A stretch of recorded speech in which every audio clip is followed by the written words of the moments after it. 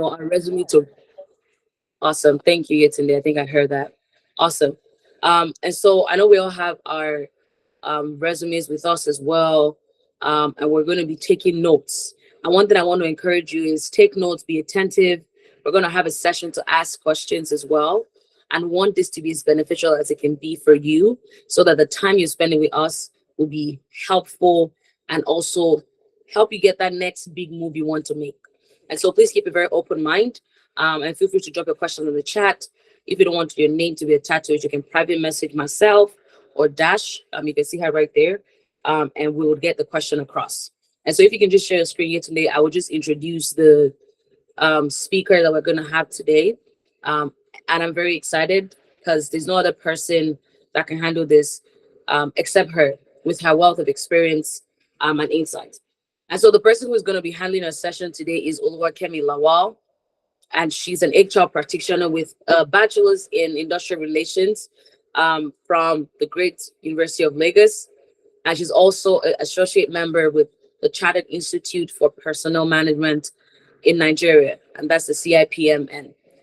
She has great work experience across insurance, manufacturing, non-for-profit, education, and various industries. She has gathered a lot of knowledge, skills, and ability based on her handwork experiences. And so, regardless of whatever industry you're in, she's probably had a touch there. And currently, she works as the head of people and culture at Tuteria, and it's an ed tech firm. But aside from that, she's also worked as a recruiter and talent management lead in an international tech firm. She constantly ensures she creates impact and improves people's growth, development, and also help organization improve their efficiency. And so if you're talking about someone who can look great into your insight, is someone who is also on the back end being a recruiter. And as a brand strategist, she has worked for different professional individuals and over 70 organizations in promoting a positive and astounding image in the business brand. Over the years, she's received awards for leadership excellence, innovative use of social media, excellence in execution award, and outstanding performance, service, and dedication. All of this, which just identifies her contributions to people and the society. Community development, peaceful relation, charity, childcare are causes that she pursues actively as a humanitarian, either via service in departments or in the field. She's also an avid reader and a lover of board games. And with no further ado, I would give over the floor to Kemi Lawal. And if you could just use the reaction and put a clap or put in the chat. Let's clap. Let's keep clapping. Do we see more claps? Let's keep clapping as we have Oluwakemi Lawal. Let's keep those claps coming. And Kemi, I'll just hand over to you. All right. Thank you very much, Bolu, for that introduction. I'll turn on my camera now and share my screen. So please, if you can just let me know in the chat box if you can see my screen. So do that right now.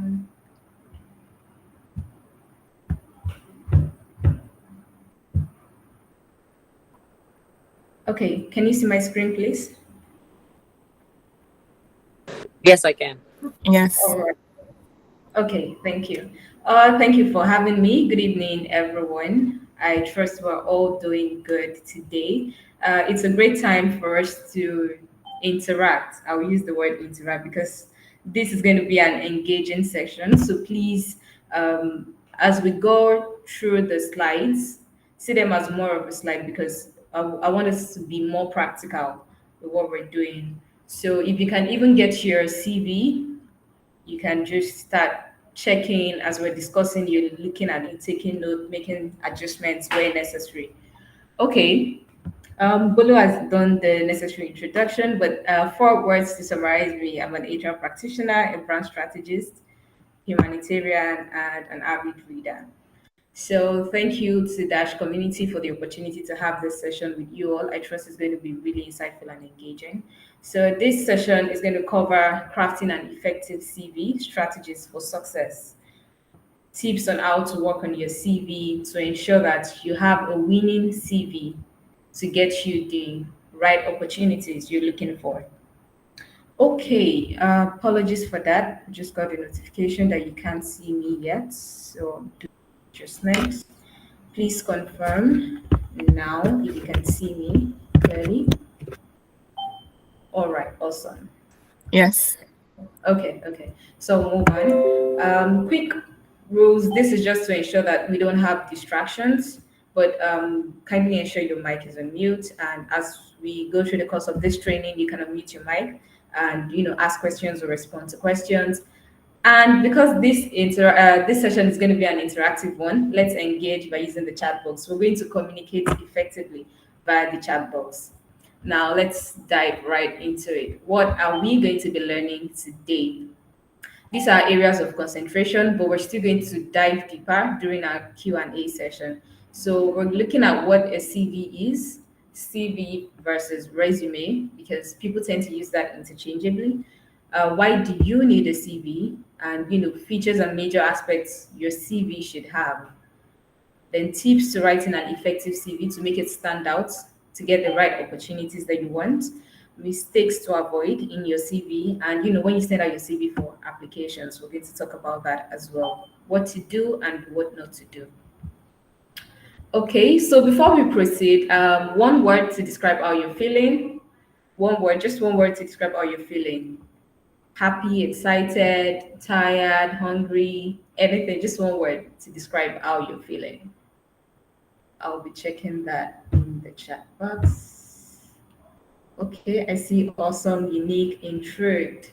Okay, that's really interesting. Thank you for sharing. Please keep that rolling in the chat box. Okay, so now let's start with what is a CV. CV means curriculum vitae, which means course of life. Literally, in this point, course of your professional life as a person. Now, this is a document that covers every aspect of your education, your experience, your knowledge, skills, and abilities, achievements, and other relevant qualifications that needs to attract the kind of opportunities or job that you want. So your CV should be able to successfully sell your abilities, your competencies to a potential employer, or for an academic purpose, or any other relevant purpose you need your CV to speak for you in your absence. Now we have CV, we have resume. This people tend to use it interchangeably, but in the labor market, there's really no formal difference, right? Because British they call it CV, Americans and Canadians they call it resume. In Nigeria here, I would say we call it both CV and resume. We tend to just use it interchangeably. It literally means the same thing. An employer can tell you send your CV, someone else will tell you send your resume, but they are referring to the same documents they require from you. Now, a CV presents a full history of your academic credentials, like I said, your academic credentials, everything in your professional journey, right? In contrast, a resume is more concise. You can say it like a resume is extracted from a CV, right? The actual meaning, a resume is extracted from a CV because it's more concise, more compact. It's a summary. So, for example, if you've worked as, say, customer service agents, you've worked as an admin officer, both roles in different organizations, right? Say you worked as a customer success officer in company A. Let's use Deloitte, for example. You work as an admin officer in, say, KPMG. Now you got another job as a customer success officer in another firm, let's say MTN, and then another job as an admin officer, using both roles specifically. And you now need another job, you want to focus on doing customer service. If you want to submit another application for a customer service role, you might want to exclude the administrative part of some of the things you've done, even though they're quite in the same field, and submit only your customer service experience for a customer service role. Now, if you just want to cover everything, you want the recruiter to know you're versatile, you can do managerial responsibilities, you have experience working as a customer service agent, you have experience working as an administrative agent or officer rather, you have experience doing operational tasks, you want to show all of these things, then you compile all of them in your CV. So once again, a resume presents a concise summary of your skills and qualifications for a specific position. So it has to be shorter, dictated by the relevant experience of that particular job or role you are applying for. So a resume is a subset of a CV. A CV contains everything about your work history, educational background, and all that. So we're going to do a quick CV check. How many of you have a CV? Do you have a CV now? If yes, how many pages is your CV? So let's take a quick look at that in the chat box. If you have a CV, how many pages is your CV? Okay, Bolu says 1 page. All right. So let's see more responses. How many pages is your CV? We currently have one. 2 pages. 2 pages. Okay. Please let's keep the responses coming. Okay, I do not have. All right. 2 pages, 1 page. Okay, that's good. Let's keep the responses coming. I'll proceed. Now, you get to see why I asked that question. Purpose of a CV. You can use your CV for different purposes. The major reason, the most common reason, is to apply for a job, to get a job, right? People just submit their CVs to get job opportunities. Now, you can use your CV to apply for a job or leadership positions, maybe in school, in an institution, or an association, and they require to see your CV, right? Another thing is you can use your CV for submission of publications. So you need to make publications. They want to see your experience in that field. They want to see how competent you are. What are the things you've done? You can compile your work experience and professional, in a professional with your academic experience as well. So they see that, oh, this person has relevant experience in this area of research, or this research area, or the publication being done. Now, another purpose is for academic reasons or research grant applications. Now, this is interesting because it's not just limited to individuals, but also organizations.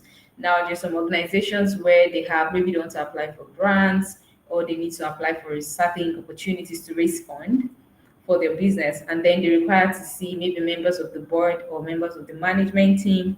They want to see their professional history. You want to see their CV. You get to submit that to show that this company is being led by competent individuals who are navigating the course of the company in the right direction. As an individual as well, say you're doing your PhD or you're in school and they require you to submit maybe your CV, statement of purpose, and all of that to get admission for your master's, you require a CV. Now, consulting work for people who freelance or they take consulting work, business consulting, or do HR consulting, financial consulting, and all, the organizations will also require your CV, to see some of the things you've done or your portfolio. Another reason why we need a CV is to show your qualifications for professional presentations. For example, as I'm making this presentation, Boluwatife did justice to reading my academic profile, which to a large extent was extracted from my CV. So you need your CV for many reasons and not just to apply for a job. Okay, so moving on, the next question is, where would you like to work? Say you have the perfect CV now and you want to shoot your shots. You want to make that decision. You have just one shot with your CV. What organization would you shoot your shot to? Where would you like to work using your perfect CV? Can we see responses in the chat box? A bank. All right, that's good. More responses, please. Okay, let me read this. A tech company, a pharmaceutical company, international organization. Awesome, awesome. So now, what are the things you need to do to make your CV perfect, to shoot your shots, to get the kind of opportunity that you want, to get the kind of job that you want? Now, this is the part where I really need everyone to, take notes. You can get your CV now and start looking at it. Does my CV have every aspect being listed here? Now, we're going to start with your CV header with contacts, which means your CV must carry your full name, your professional title. If you're an HR professional, if you're a customer success manager, if you're an operations manager, if you're a tech person, maybe a front end developer or a back end developer, full stack, you're a product manager, you need to clearly state that. Now, LinkedIn profile link. How many of you are on LinkedIn, please? Quick check. Are you on LinkedIn? Yes or no? Please let's share responses in the chat box. Awesome, that's good to know. So your LinkedIn profile link, your home address, mobile number, and email address. Now, why do we need all of these details on our CV? I'll give an instance. I was once recruiting for a role. I got a really good candidate. Now, I got this via referral. So it wasn't like a direct application via email where I would have gotten the email address of the applicant. When I opened the CV, there was no email address on that CV, but there was a phone number, right? So I sent an SMS, okay, saying, "Oh, we received your CV for this particular role. We would like to get your email address so we can send you the next details as you've been shortlisted for the role." I didn't get a response. There was no email address on that CV. Now, that's one mistake you should not make because if a recruiter is impressed with your CV, they want to reach out. Except you made a direct application where they can easily respond with the email thread, then ensure that your email address, phone number is on your CV. Home address, you don't need to put your exact home address, for safety reasons, right? Say you're staying somewhere like Surulere, you can put Surulere, Lagos. You don't need to put your exact house number and write, oh, number 9, XYZ Street, something, something Avenue, then Surulere, Lagos, Nigeria. That's totally not necessary because most people tend to send their CV for lots of job applications and you need to be very careful. So you can simply put Surulere, Lagos, Nigeria, and not your exact home address. So your full name, professional title, LinkedIn profile link, home address, mobile number, and email address should be at the header of your CV. So you can do a check now on your checklist if you have all of this. For those who have a CV currently, you can do that to check. And for those who do not have, you need to just start taking notes that these are things you need to start putting in your CV. Now, next is your professional profile. Now, in this place, it can be a CV objective or a summary or both. You can mix both together. Why? This is where you get to capture the interest and attention of the recruiter because the attention span of the recruiter is very low. They have lots of CVs to review, and you need to be able to catch the attention of the recruiter. So now I'll explain the CV objective part and the summary part. Objective basically shows what you're, looking to get, the skills you have, and how it makes you a right fit for the role. This is mostly for people with little or no job experience. They just say, "Oh, my objective is to get a job. I would like to work in your company. I have XYZ skills, which will be relevant to the role being advertised to make impact in your organization." That's more of an objective statement. Now we're talking about CV summary highlights. That basically covers not just your skills, but your professional achievements, things you're capable of doing that makes you eligible for the role. And this is most suitable for people who have been able to accumulate relevant work experience. And then that's where you come in to say you're a licensed, say, HR professional with over 5 years of experience working in different industries. You can list the industries and you have competences in core aspects of HR. We can talk about recruitment and selection, training and development. You can talk about compensation and benefits and how you're bringing all these relevant skills to the company for the organization's growth and also for you to learn and upskill or develop yourself. Now we have the CV objective, we have the CV summary. That comes after your header. Now, moving on to education, this is where you get to list your academic qualifications. Most job vacancies you see, they'll tell you must have a first degree. Some will even go as far as requiring a master's degree and certifications. You need to show that you fit the right profile that they need for the job, if it's a job you're applying for in this instance. Now you list your academic qualifications. You don't need to go as far back as primary school or crèche and stuff like that. You can start from secondary, just your WAEC, or you can skip that and just start from your BSc if that's your first degree, or OND, HND, depending on what your first degree is. Now, you need to ensure that you arrange this in order of the most recent. That's a chronological order, right? So the most recent, if I currently have an MBA and I recently acquired the MBA in, say, June 2023, the first academic qualification I will need to be my MBA from Lagos Business School, June 2023, and the next BSc degree from University of Lagos, at least the year as well, the course of study. Now, if you have a first class, it would be very nice to state that. If you have a 2-1, it would be very nice to state that. Now, if you have beneath that, you don't necessarily have to state that, because some people tend to have that bias to say, oh, we want just the first class, we want just a 2-1. And you don't have the opportunity to defend yourself first. So you can skip that area of it and just put the institution, the degree you acquired, the dates, which is relevant.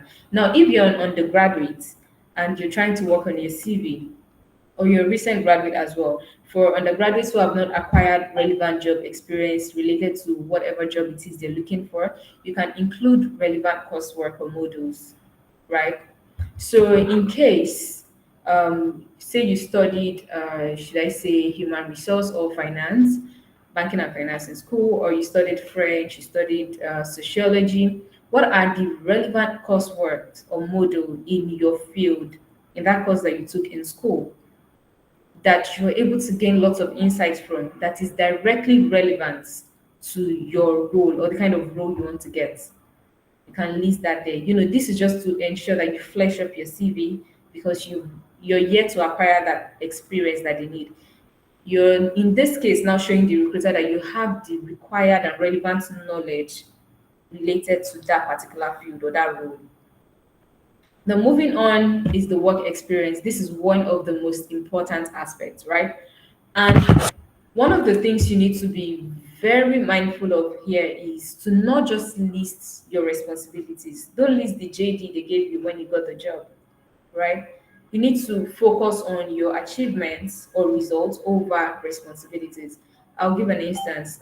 If you have or you worked as a social media manager in, say, a tech firm, and your job was to, say, create content, do designs and posts on the social media platforms, you can't just list your work experience as social media manager, tech firm, and then your first bullet point, manage the social media pages, Instagram, LinkedIn, Twitter, and your second bullet point, created content for the business and translated the content to Braves.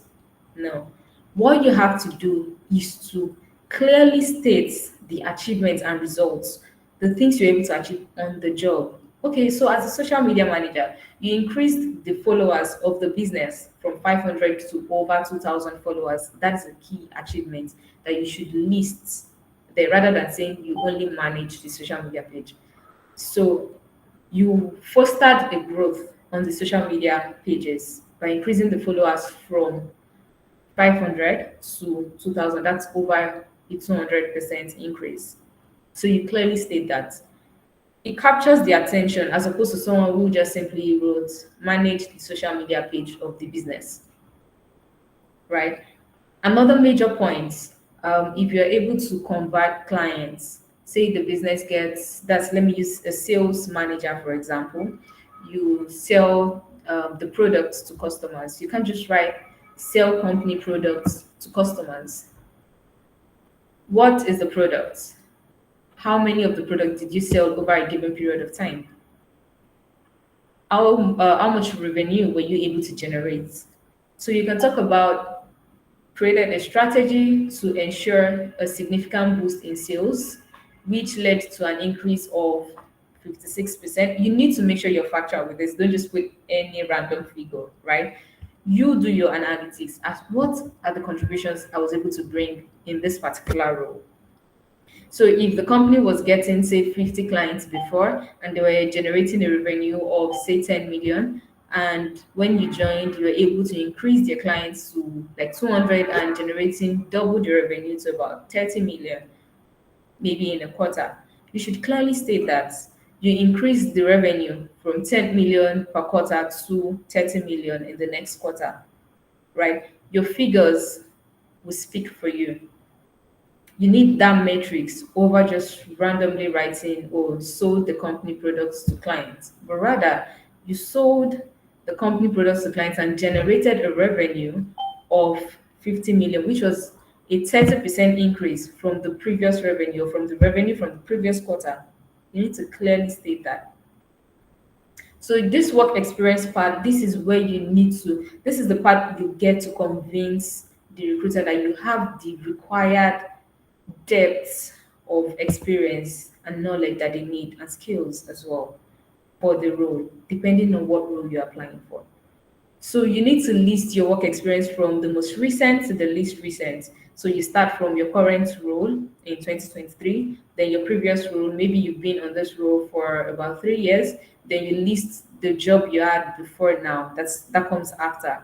You clearly state your job title, the company, your employment duration, how long did you work there?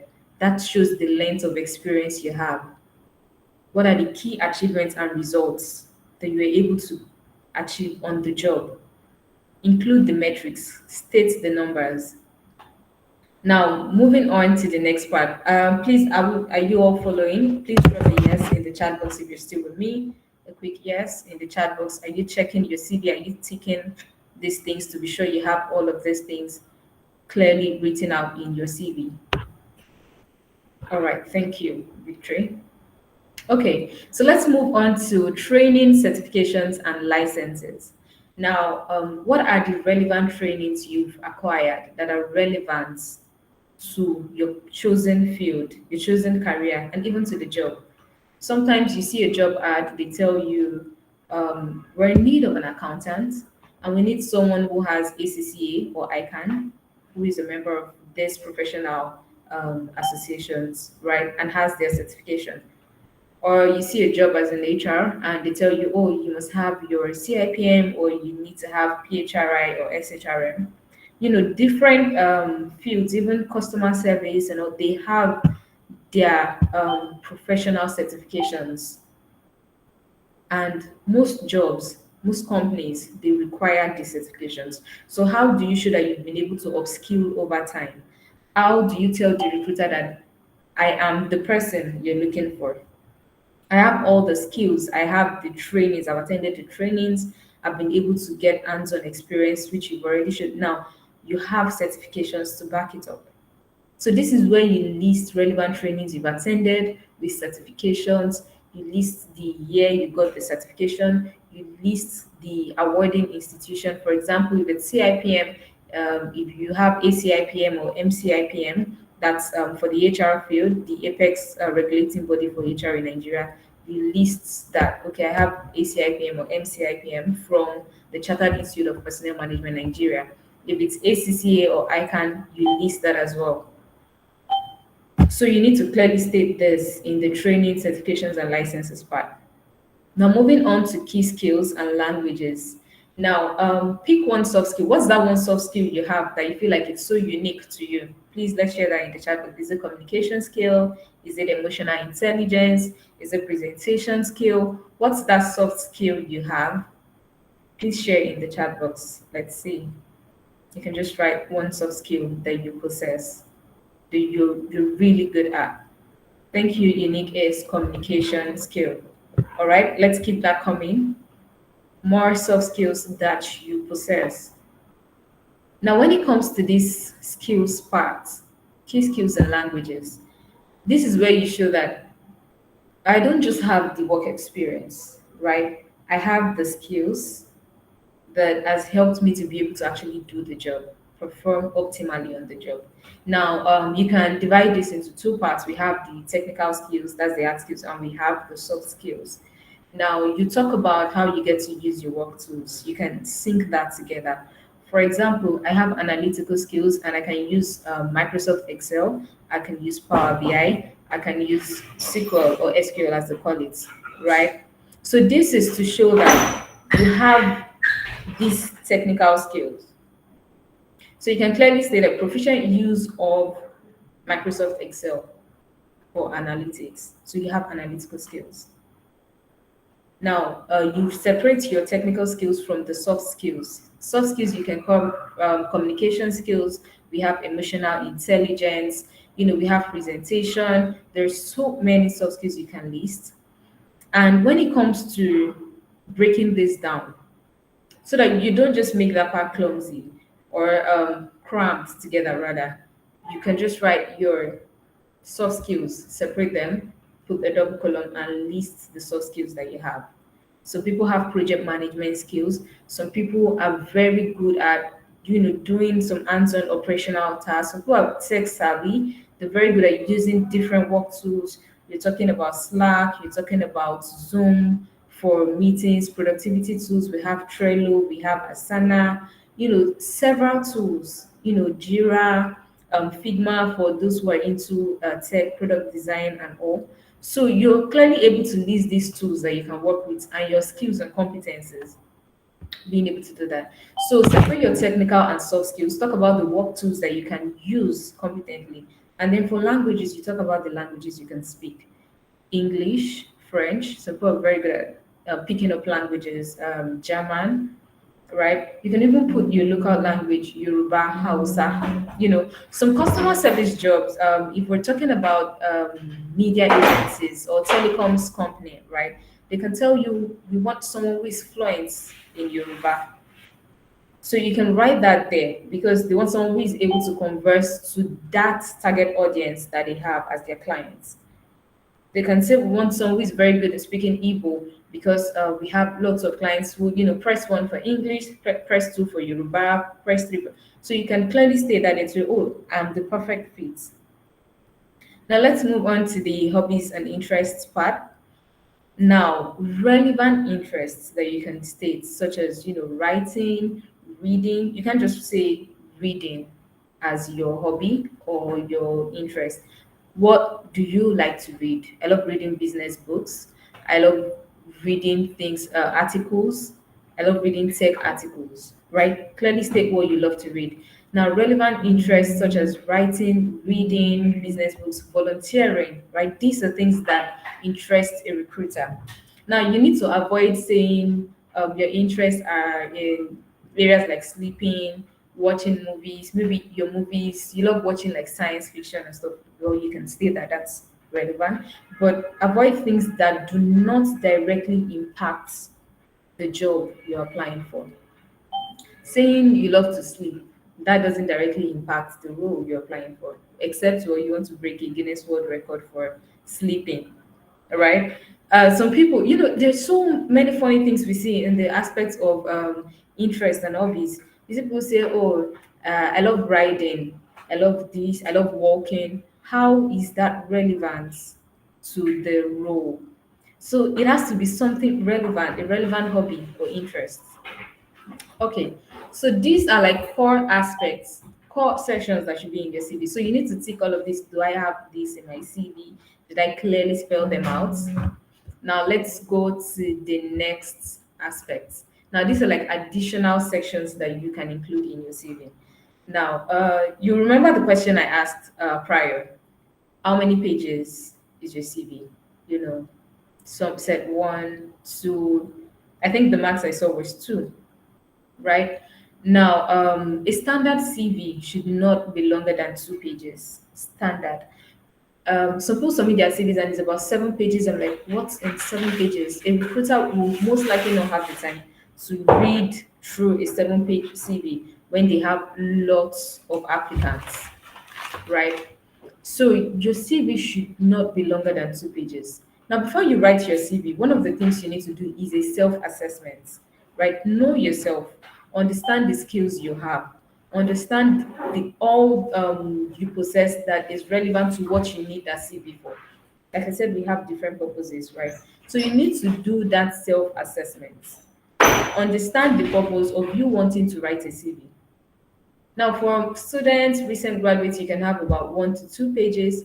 Now, professionals who have like 5, 10 years of experience, 2 to 3, maximum of 4. In fact, that 4 is a stretch.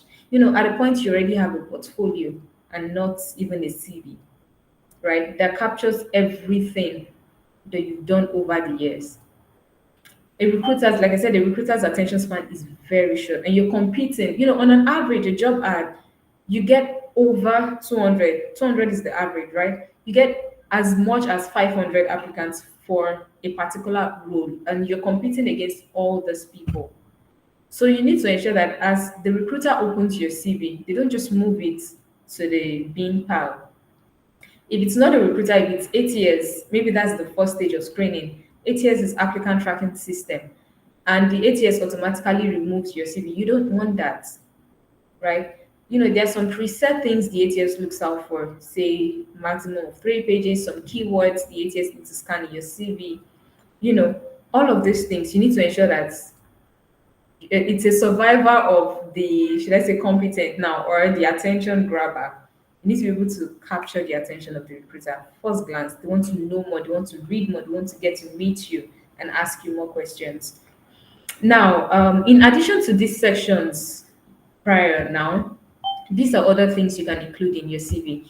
Industry awards relevant to the role. Did you receive an award in your company? Did you receive an award for the most productive employee? Did you receive an award in an NGO you volunteer for being the most active, productive volunteer? These are awards. Did you receive award of excellence? We have different types of award that companies give or associations. Not award of best dancer, except you are maybe applying for a dancing job, right? Awards that are really relevant. Some people get award maybe in school, oh, best dancer. There are different types of award they list, and they say, oh, most social, yeah, things like that. If it's not relevant to your role, don't include it. Now, publications, if you're one who publish your articles or you post on platforms like Medium and all, you can include that. Say you're applying for a content creator role and you want to show the recruiter that you are very good at creating content. You can include links to your work where you content you've curated over time or platforms where you've published articles. Now, if you're a member of professional affiliations and associations, you can clearly include that as well. That's if you have extra space in your CV that won't make it go beyond the standard. If you've attended conferences, relevant conferences, conferences where you even got certificate of attendance or a certificate of training, you can state that as well. Conferences directly related to your role. Volunteer experience. If you're a volunteer for Dash Community, if you're a volunteer for other NGOs, you can state that. It shows that you're someone who also goes the extra mile. You're someone who is able to create impacts and all of that. Now, if you've worked on projects, you can also include that as well. What are the projects you've worked on? Did you work with a team to plan a tech event? Did you work with a team to plan an outreach that was able to impact hundreds of lives? These are things that are relevant, that shows skills, that shows grit, that shows commitment, that shows dedication and hard work, and relevance to your CV. So are we together, please? Let me see a yes in the chat box before we proceed. Please drop a yes in the chat box if you're still with me. Thank you, Salami Abdulatif. Thank you, Victory. Thank you, Unique, Titi Lokwe, Latifat, Gloria. Awesome. All right. Now, what are the tips to write a winning CV? Like I said, your CV shouldn't be standard 2 pages, right? Avoid irrelevant information. Whatever makes your CV unnecessarily lengthy, avoid it. Some people include things like date of birth, local government, they include their picture. Not necessary. It's not directly related to what you're applying for. It's not relevant. Maybe if you're applying for a modeling job, you can include your picture in your CV. But if you're not applying for a modeling job, not relevant, except the company specifically requested for it that attach your professional headshot or something. Things like state of origin. I see that a lot in CVs rather. People include state of origin Abia State or state of origin Ogun State, state of origin. Okay, so what impact does state of origin have on your CV? Except, of course, unique scenarios where they say, oh, this job is only for Anambra indigents, or this job is only for Lagos State indigents. Oh, you want to put your best forward. I'm from Lagos State, oh, don't pass me by, right? But outside of that, totally irrelevant because it has no impact. In fact, it can even be a bias. What if the recruiter is a female or a male, permit me to use this example, right? And got his or her broken by someone from maybe Ilorin or Anambra, and you write it there that you're from Ilorin, they're like, ah, Ilorin people, heartbreakers, Yoruba demons, get out, spam. They remove your CV. Not relevant, right? So these things are not relevant to the role. Don't include them. So avoid irrelevant information that makes your CV unnecessarily lengthy.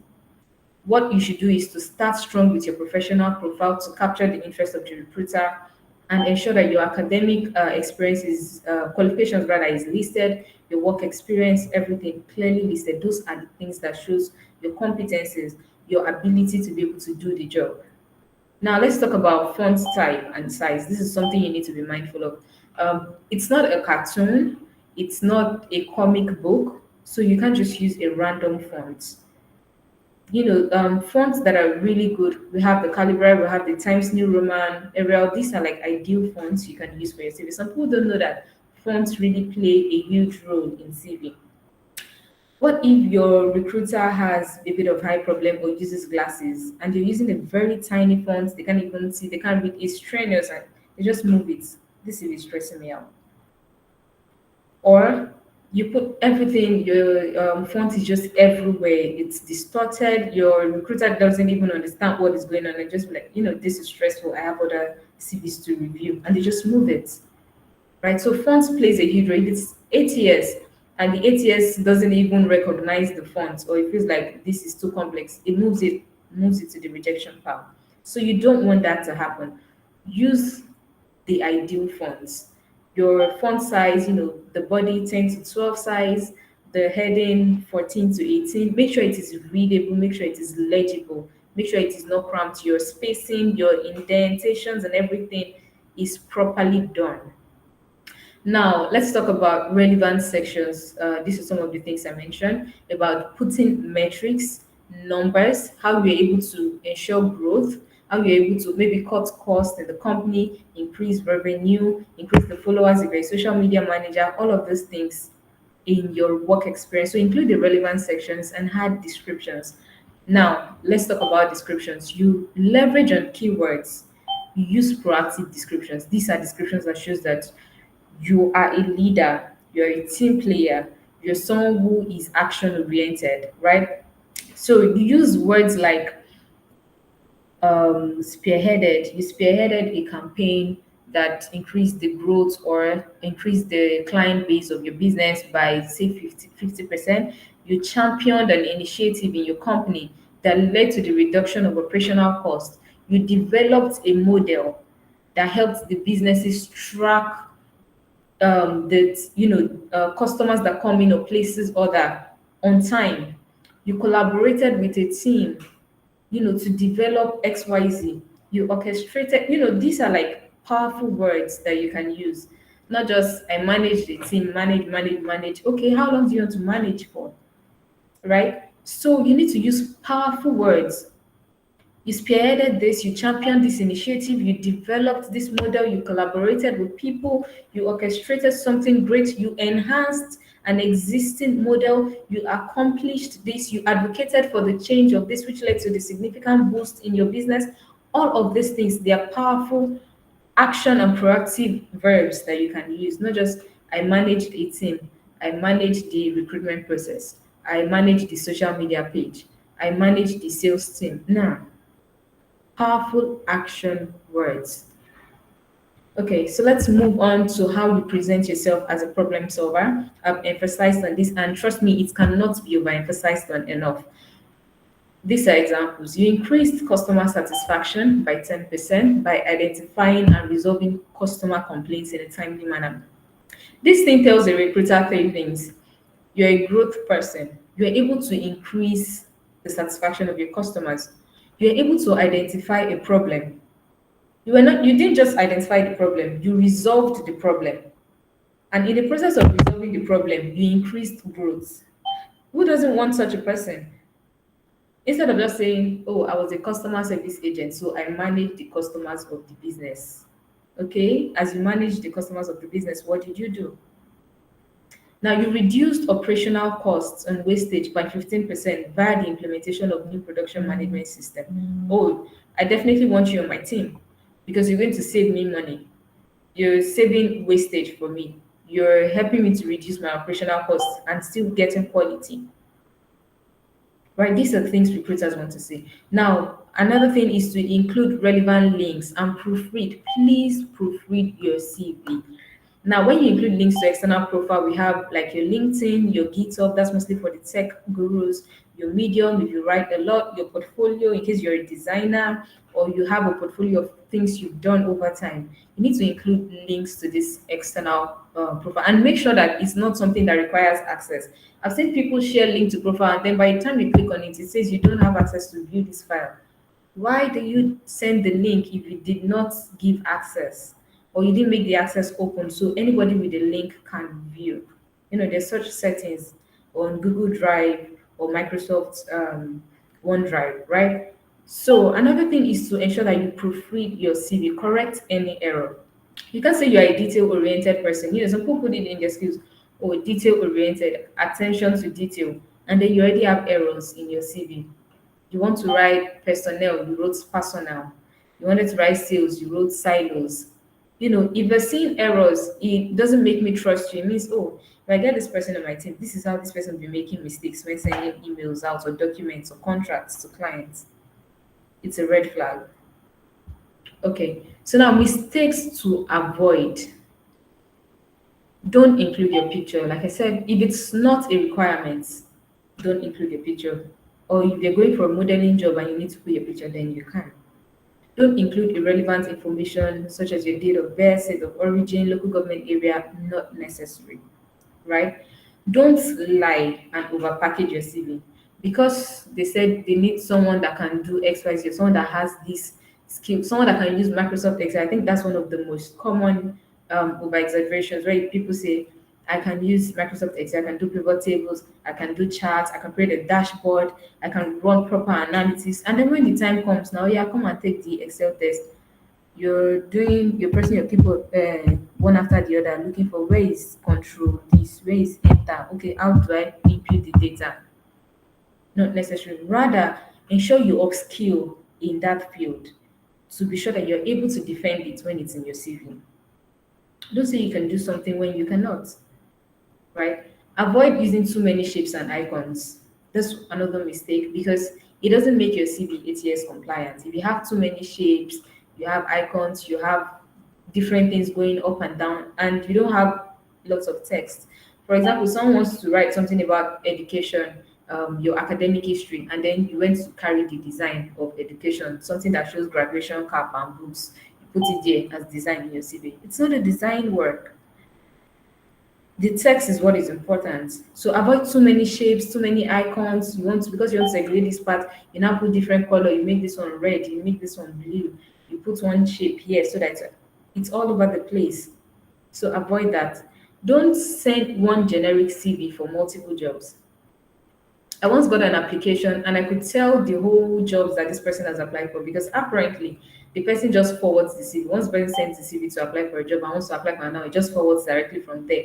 Another application just forward. I could see the email trail of about 10 companies this person had forwarded his CV to. And I was like, wow, how did we get here? Right? Don't use one generic CV. So if you're applying for a job, you need to check what are the things they're looking out for, what are the qualities they're looking out for. And do you have these things in your CV? Oh, they want someone who is very good with payroll. I have experience doing payroll. How do they want the experience? Or someone who can even process with tax and all. Okay, I think I can do that. Clearly include that in your CV because that's some of the key. Those are like some of the keywords that the ATS will look out for, and you need to have that. So if there are some certain keywords that are in the job ad being put out, you check them. You can include them in your CV to be sure you're a right fit. So don't just use one CV that you have to apply for all the jobs. You need to always tweak and check your CV and proofread before you apply for any job. Looking for a job, trust me, it's a full-time job on its own. I'll take that again. When you're looking for a job, it's a full-time job on its own to look for a job. Now, avoid using inappropriate email address. If I have my email address as kemilawal@yahoo.com and another person has email address as sexydiva@yahoo.com. Who will you take more serious? Definitely not sexy diva, because I need someone who is professional, right? So avoid using all those emails we opened when we are in school, like I wanted to be the happening babe, ak47@gmail.com, because your name is Akim and people used to call you AK. You go and write AK47. Because your name is Balogun something, or because your name is Ahmed, you go and write this call me Pablo in my area. We are Yahoo Pablo@gmail.com. You put it there. That's not your name, right? If your name is taken, if you say you want to get an email address and they told you, oh, this username is taken, there's a way you can still tweak it to be sure that it reflects your name. That way, even when a recruiter is trying to recall, oh, there's this candidate, so I can't remember the person, they're able to quickly track you or check from the application, right? Don't name your CV documents randomly. When you've completed your CV, don't just name it as CV or my CV. Okay, it is your CV, so what now happened? How do they know it is your own if your name is not there? Right, so you name your CV properly. If my name is Oluwakemi, then my CV documents will read Oluwakemi Lawal dash CV. So they know that this CV belongs to Oluwakemi Lawal, right? Don't just put my CV or CV. You know, some people, when they send their document on WhatsApp or something, WhatsApp changes the name to WA0001 or something with the dates and all of that. And then you just send it like that. And they don't even know who the CV belongs to. They have to open and check, and there are lots of people to scan, or they will just want to remember a candidate. So name your CV properly. Don't send your CV as a link. If you have it in Google Docs, don't just send the link to the doc for the recruiter to come and check your drive to view. They will not even require access again to check your Google Docs to view your CV. Nah. Another mistake people make is when they send their CV for applications randomly. You see a job ad, they tell you send your CV to hr@xyz.com using the job title as subject of the mail. And you just see people, they just write, okay, using the subject of the mail. They will even write the email title, the job title, just attach their CV and send. Okay, so what happens after that? You didn't properly introduce yourself. You didn't include a cover letter. Say you don't want to attach a cover letter. You can clearly write that out. Dear hiring manager, my name is Oluwakemi Labao. This is in response to your job ad for the role of XYZ. I possess relevant skills related to the role. I can assure you list all of that, and then I look forward to receiving your response. Kindly find attached my CV and all of that. Just something powerful, something catchy. You know, in your cover letter, you have your intro, you have the skills you have that makes you relevant for the role. You tell them, find attached my CV. I look forward to discussing with you at your earliest convenience, or I look forward to hearing a response from you. All of that. Don't just send your CV as an attachment and that's the end. There's nobody, no subject of the mail, nothing, right? Don't send your CV without any content in the mail body. That's a mistake you should never make. If you've been doing it before, you need to stop doing it, right? So I think that this officially brings me to the end of this. I hope I've been able to utilize I think about 45 minutes thereabout. Now let's take Q&A if you have any questions. But first, are you still with me in the chat box? Please drop a message. Thank you. Okay, thank you, Salami Abdulatif. Thank you, Unique Ace. Thank you, Latifat, Ayomide, Gloria. All right, thank you. So let's take Q&A. You can unmute your mic, or Buluwatifa, I don't know how you want us to run this. If you want to post that part. Awesome. Thank you so much, Kenny. Let's just put a clap in the clap and just, thank you so much. You shared really insightful things. If you know you had a great time, just put a clap in the comment section. And thank you. Say thank you. Thank you. Thank you. So we're taking questions now. Awesome. This was such an amazing session. Thank you so much. Awesome. I was taking notes myself. It was amazing. All right. So if we have any question, let's just ask. And I'm hoping that for those who didn't have a CV, you took notes on how you can improve. And those who currently have CV as well, they also took notes on how to make changes. All right. So do we have any questions before we allow, or can we go? before she. Okay. Yeah, I think someone has his hands raised. Awesome. Salam, please go ahead. Hi, good evening. Good evening. Thank you for that insightful session. Thank you so much. All right, let me just go straight. My question is, okay, I've seen instances where a job vacancy would be advertised, and then, you know, probably for that role, the prospective candidate or applicant rather has has potentials to function in that particular role, right? But such candidate does not have an experience. You understand? I've seen applicants crafting CVs to suit the role being advertised, being published in whatever platform. You understand what I'm saying?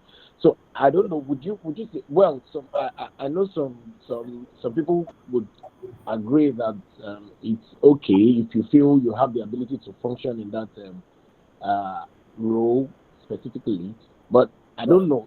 Crafting a CV for a role you don't have an experience where they require probably a 1 to 2 years span of experience. Yeah. Do you think that's okay, even if you know that okay, this person has that ability to function in that role? Okay. All right. Thank you, Salami. So one important thing, I also mentioned that is that you don't over package your CV just because you're trying to optimize it, right? Now, if this job requires someone with say 1 to 2 years of experience or 2 to 4 years, and you don't have that work experience, what the candidate should do, maybe the candidate is a recent graduate or something. Now, this is one of the reasons why I encourage people to volunteer. Volunteer, you join professional associations, you attend trainings, you attend webinars. These are some of the things that shows that you've been okay, fine, you've not had the opportunity to get your hands dirty, to work, practice the skills you've acquired over time, but you're able to show that you've been able to build your knowledge bank. You've been able to build knowledge, acquire more knowledge, and skills related to the role, right? So that's where you list these things. Like I said, you can list relevant courseworks, you can list conferences you've attended, you can list trainings you've done, you list the soft skills and technical skills you possess to fit. In fact, volunteer, it can't be overemphasized enough. You can lead if you're a member of a particular NGO or a company that you intern with, you can list that.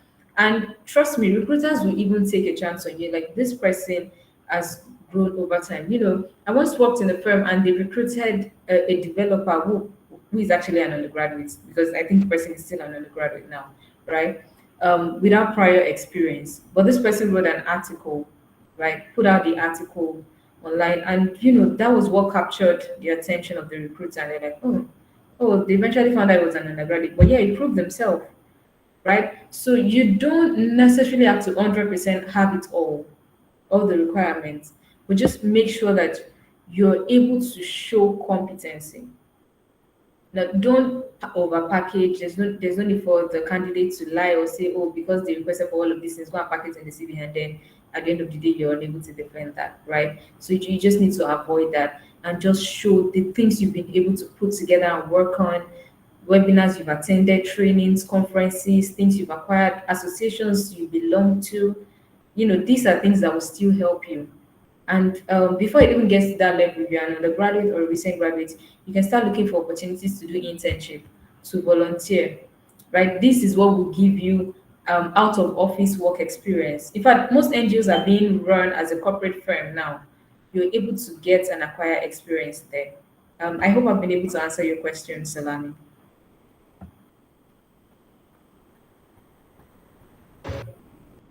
Salam, I think you're mute if you Uh, talk. yeah, thank you very much. You've been able to answer my question. Thank you very much.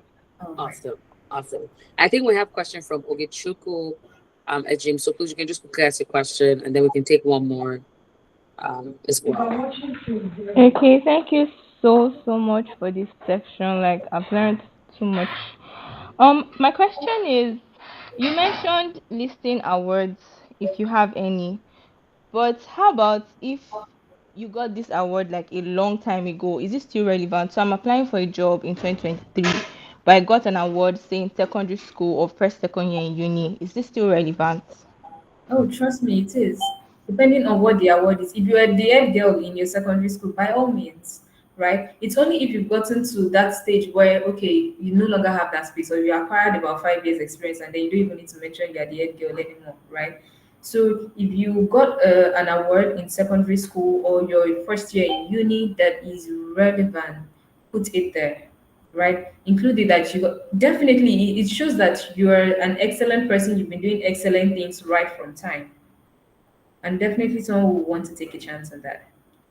Okay, thank you so much. All right. Awesome. So if we don't have any questions, or while we wait for, okay, I think I see Caleb and I see Ufoma. For those who don't have questions, please just check the chat. We have a sort of like a link there. Please click the link and answer to the questions. It won't take a lot of your time. So we'll just say Caleb and Ufoma finally. And so I'll go with Caleb first, and then Ufoma first, and then Caleb. Yeah, good evening, everyone. Thank Good you so evening. much for this insightful meeting, Mrs. Kemi Lawal. I really appreciate. Anyone So hear my her? question is actually, my question is Are you actually speaking? Because I don't. Can anyone hear continuing me? from. You can hear me. Hello, I don't think you guys hear me. Yes, I think I can hear you. There's a bit of hello. Can you yes, hear Okay. me? Yeah. Okay. So my question is actually, some people have like a lot of experience. I met a man.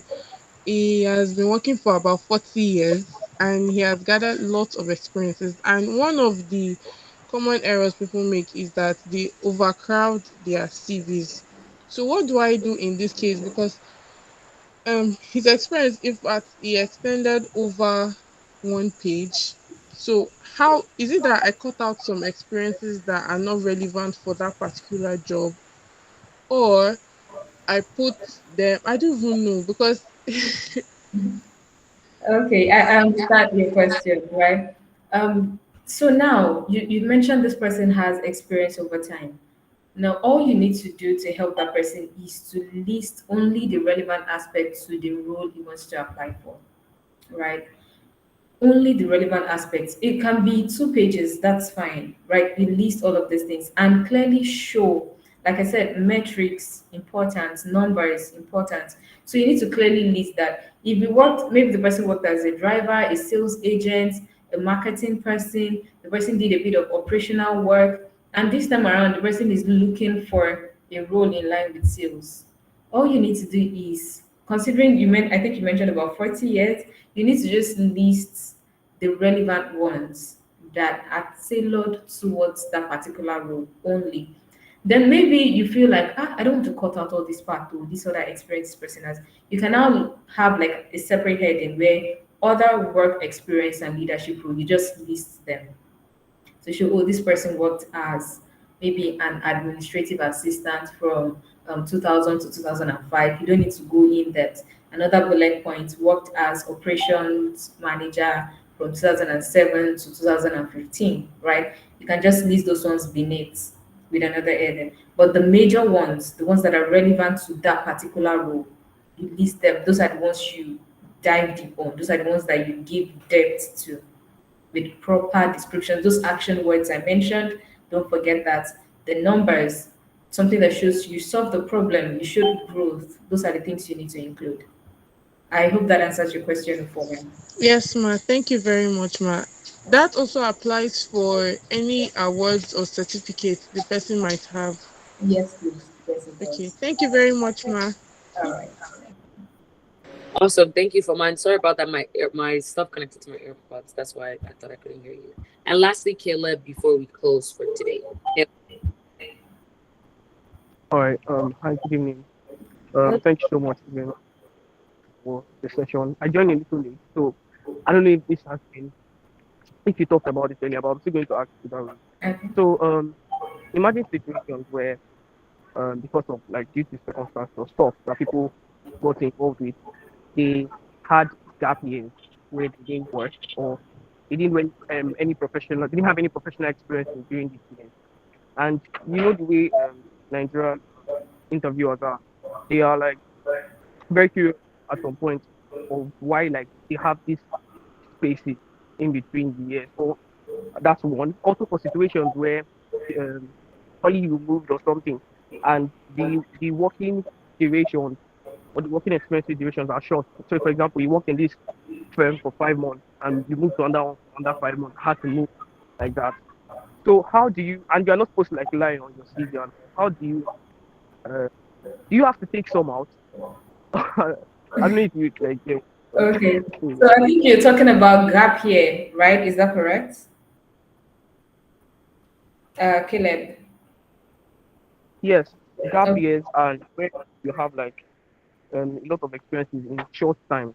Okay. Okay. Yes. So having lots of experience in a short time, it's not a bad thing, right? All you need to know is how to express it. In fact, it shows grit. It shows you're able to you have capacity to do that thing, right? You don't just have the competency, you have the capability and the capacity, right? So having lots of experience within a short time, trust me, there's a way you do it that it's going to be a plus and work in your favor. Now, talking about the gap year, it's not a stigma, right? People take gap years for so many reasons. Maybe due to health reasons or mental health. You just need that break from the career, from the hustle and bustle of adulthood. We say adulthood is a scam. Adulthood shows us shaky. Some people just need that. They just need that break. Oh, I just need to go on 2 months sabbatical. Like nothing. It's clearly fine, right? Now, how do you project your gap year?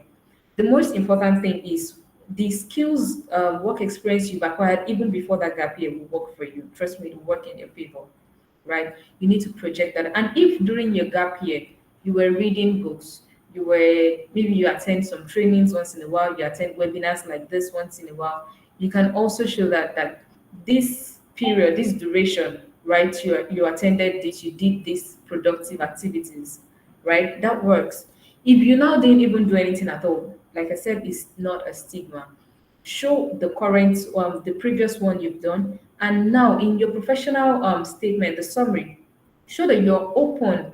You're now looking to get new roles. You still have these competencies. You still have all of these things that you're ready to bring to the workplace, to the organization, to improve the company, to boost their growth, their sales, to take it to the next level. Or if you want to make a comeback from whatever gap year, you can decide to go for a training, even if it's a free Coursera course, if it's a free YouTube learning course, you do that. If you've been volunteering just within that space, you don't have to do everyday kind of volunteer. Maybe it's just like twice a week. That helps, right? That will bridge your gap year. It helps you bridge that gap, rather, right? That is something that will work. So you can project that. I've seen LinkedIn profiles where they will clearly state it's gap year as if it's an experience, right? They write gap year from June 2021 to August 2021. They put it there clearly. And this thing I think is mostly common in international, in other countries, right? It's just in Nigeria, they'll be like, oh, so what were you doing? Oh, so you were lazy. Nah, it's not a stigma. It's just you're ready to work now. You took that break because it was necessary, it was needed. You're good to go. Just break that. I hope I've been able to answer your question, Caleb. Yeah, yeah, thank you. Thank Um, you. Awesome. Thank you, Kemi. And just before we let you go, what's one word that you just like to say to those who are currently applying and those who are probably in the job market or those who are looking to, what's one word that someone with this years of experience and insight have to say to someone who is searching and waiting for that good offer? Um, it's more than one word. Permit me. Make it a sentence. One thing I like to do is volunteer. Like I will keep emphasizing on this volunteer. I think I got my first job offer, like my first major job offer after the whole NYC thing through volunteering. Someone saw how I was volunteering in the NGO and was like, "Oh, I'd like for you to come work with me. I love the way you're able to do this." And that was how I got one of my first major jobs, right? You need to volunteer. That's how you even, you give value first. That's how you're able to, you make impact, you give value. That's how you're able to attract great things as well. So volunteer. No matter how busy you are, just try and dedicate a few times weekly to volunteer. Right, that's one aspect. Another thing is don't get tired. The rejections you get, maybe you get lots of no's when you send out your emails. Don't let that weigh you down. You need to know what it is you're doing wrong. If you're getting multiple rejections at a time, then you need to go back to the drawing board. What is it? You can even ask your recruiter for a feedback. Though not all of them give feedback, but maybe due to the bulk applications, but you can reach out. That even makes you stand out.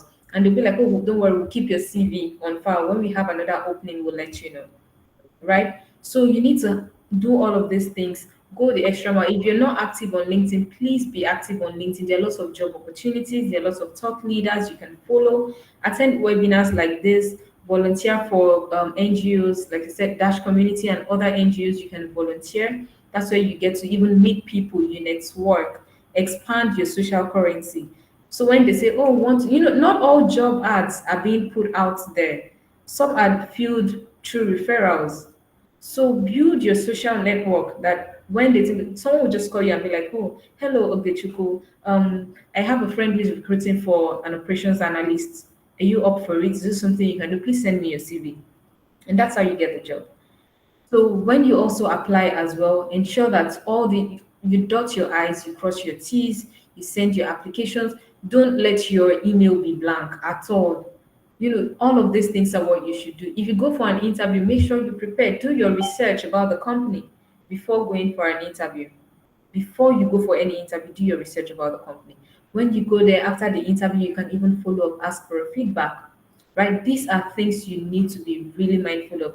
Like I said, looking for a job is a full-time job on its own. So you need to dedicate that time, that energy, resources to getting the right job. Yeah, I hope that helps. Awesome. Thank you. Thank you. Thank you. Let's clap for us. Kemi, thank you so much for your valuable insights. So I'll just hand over to one of the volunteers from the Ash community. Give us a closing word, and then we'll be all set to go. Thank you. Hello, can you guys hear me? Yes, I can. Great.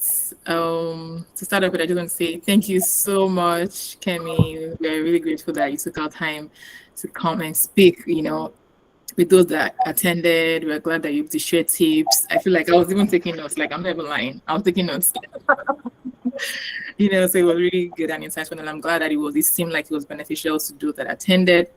Thank you so much. And then to those that attended, thank you so much for coming. You're investing in your own professional development, and it's good to see. And we're here to support this. That's what Dash Community is here for. We're just here to support young Nigerians on their journey to thriving for themselves and supporting their society too, right? So you have to be able to sort yourself out, and then you can also, take care of your community. And that's what we are here for. Again, thank you so much. Before we forget, in fact, because HR and you, aka Kemi, it has been so gracious to us. We have the two lucky participants that are gonna be getting whether it's the CV revamp or LinkedIn optimization. That's your choice, right? Once you're selected as a winner. So how do you get this? Great question. So you would just post on your stories the one takeaway from this session. Tag the Dash community on Instagram, and tag HRNUNG on Instagram. So tag both of us and let us know what's the one takeaway that you got from this session. Don't forget to follow us, follow HRNUNG, follow Dash community. We hope to do more trainings and programs like this. And again, we're here to support and work with you guys. Again, thank you so much. We're so grateful that you came by. Thank you so much, Balu Atife, for moderating. Really appreciate you. Awesome. So if you don't mind, just reiterating again how they can win the two free revamp and all that stuff. Okay. So 2 steps. 1, you post on your Insta story what you took away from this session. 2, in that Insta story, you tag the Dash community and HRNUNG. So it's pretty much one, but with A and B. We do in school. 1 A and B. Awesome. Is it clear awesome. now? Yes. So if Okay, you great. stayed for this long, you don't want to miss the opportunity, and it will be Kemi that will do this with you and work with you to help you build that brand you're looking at doing. So you don't want to take note and make sure you post and participate in the giveaway. It's for two lucky winners, right? Yes. Two lucky winners. Awesome. So before we go, I don't know if anyone can turn on their videos or their picture, and we'll just take, just a quick. Kemi, if you don't mind turning on your video Okay. again, and we'll just take a quick picture of the names of those that were here. Awesome. Dash community, do you want to just take a picture of those who were here? And if you can turn on your video, that would be great. And if not, let's go. Okay, 1 second. Awesome. Do, do, do, do. The second HR Can and you, you. yeah, can you please, can you put your Instagram in there? Let me do that. Thank you.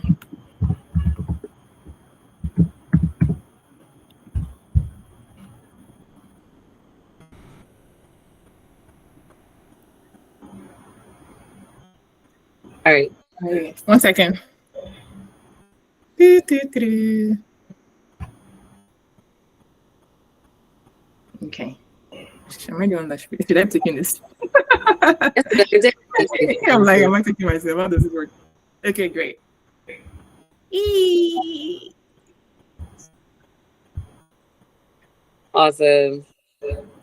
Thank you guys so much. All right. Enjoy the rest of your day. Take care. Please fill out the Bye. feedback form. We really want to know, how we did and how we can be better and how we can improve programs like this and the other programs you would want us to bring to you. So please fill out the feedback form. We would really appreciate it. Oh, Thank you. thank you for having me. Bye. Bye.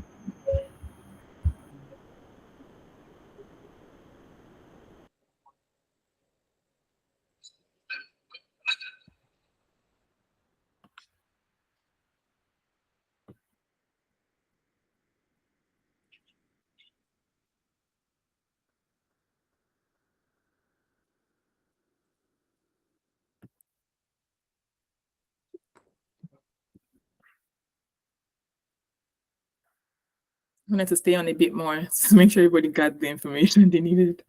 Yeah, But I'll go ahead and end the recording. you can do that.